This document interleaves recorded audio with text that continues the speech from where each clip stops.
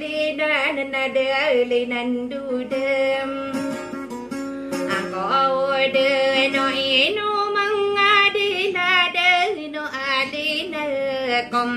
so bening naka sang ko so ram bu yung aman naka som bem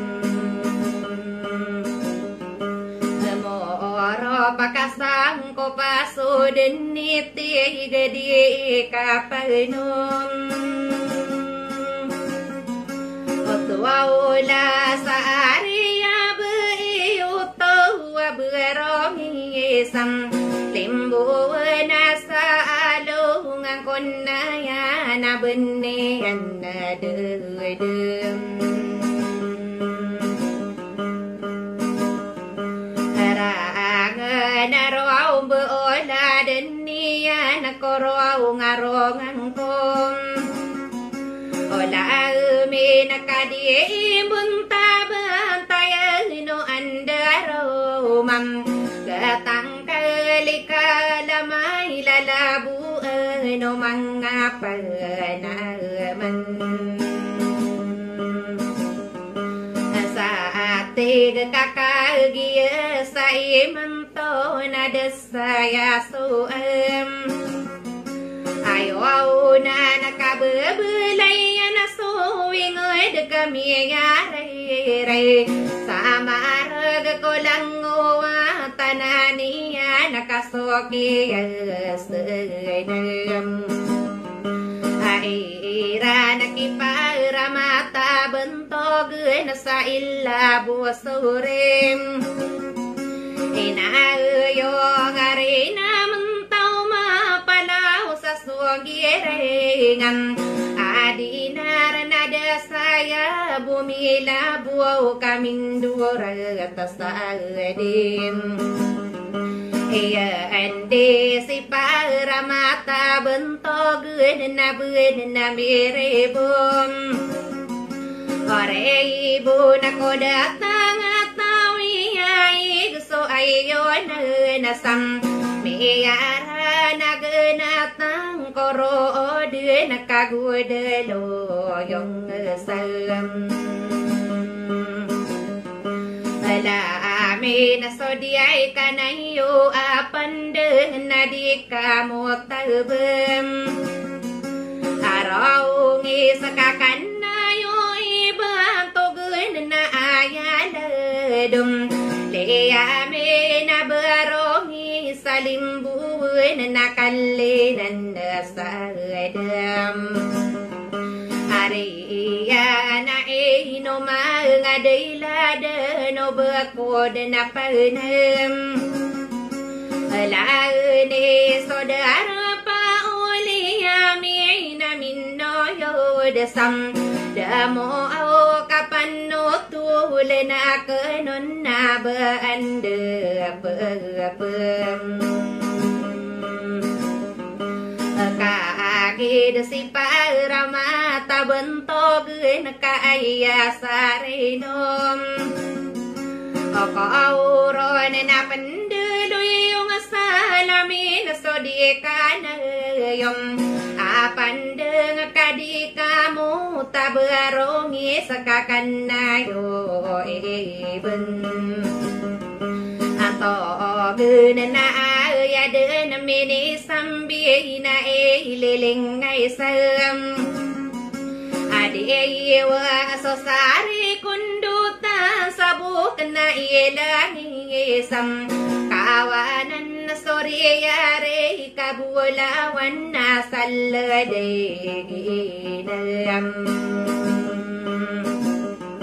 Haraani nami ay rigiya gumana taman na kaluwam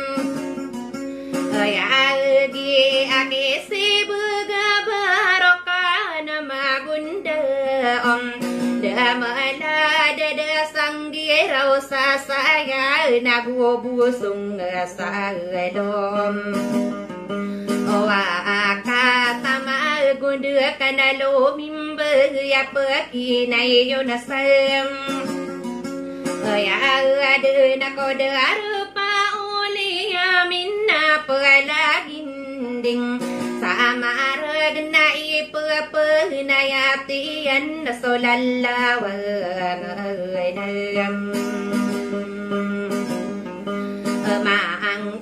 rasa polo au magendu garap gadegim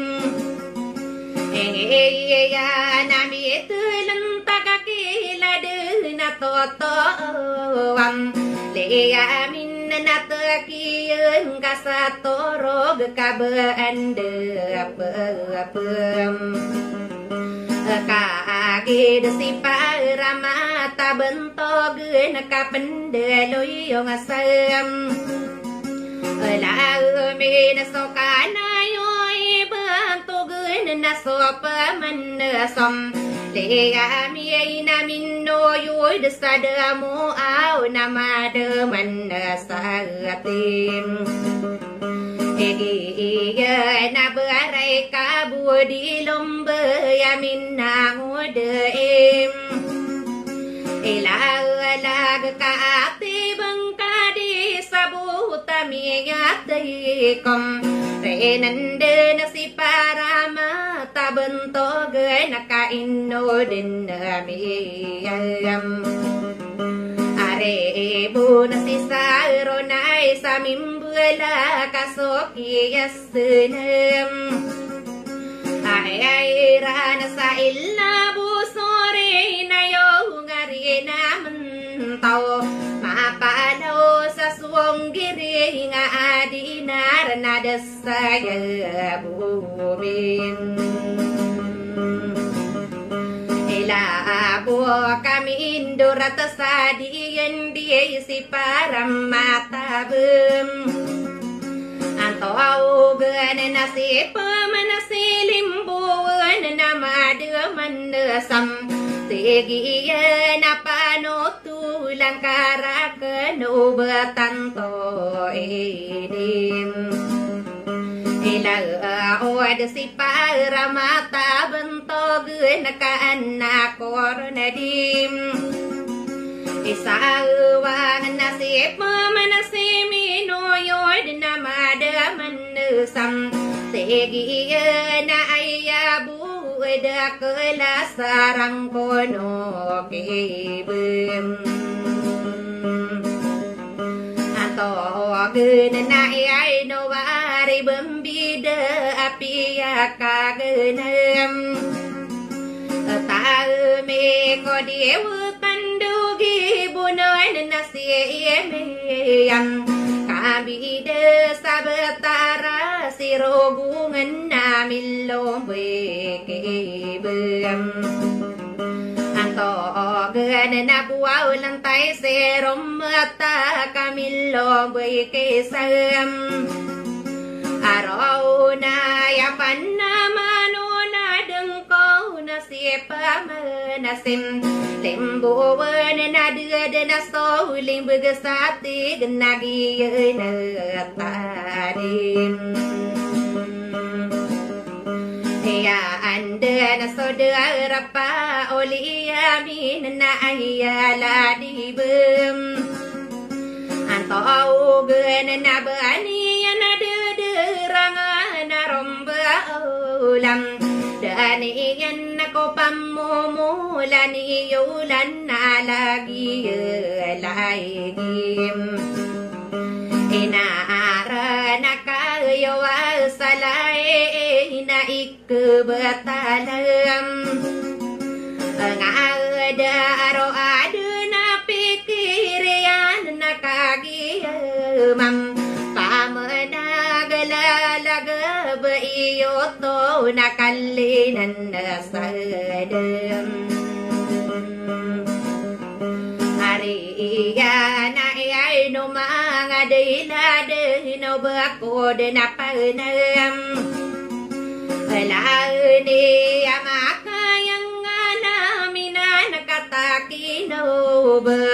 basae kakatata demanian sokay sa Obaan sa kai panduay laod na sadar so mama anasahumim Iara na ngày sa đi vâng so sa re con đua ta sen đua đến na ella nghe sa cam wa na na so e no nai na ko mi ros na panagalan na nem ya dengan so pe pula kata nara itim bau salamin nami ya kalima sumbi ilong kaya naram ano onan nami berada dena sadar somolele yo pam ai tau na pala ginding samarag madaman sam tegi na inan dia ngakilla men nakande do kasam ape ento kami ay akade non ako inan dia kadim eda lau na ayala dikila men na de na solim bersatir na pamanta kanian de na somolele yo pagam ai tau na ta la bu ko na gun si sorare kanu kam andra do na mana maringa tumpung akaraginda momo kasnama bidir solaga wanna kele bapagam lo ngan nami ai berada dena sadar so inan di nganim ida lo nama de manasati na ino malkam bento na kai sung ka dena bento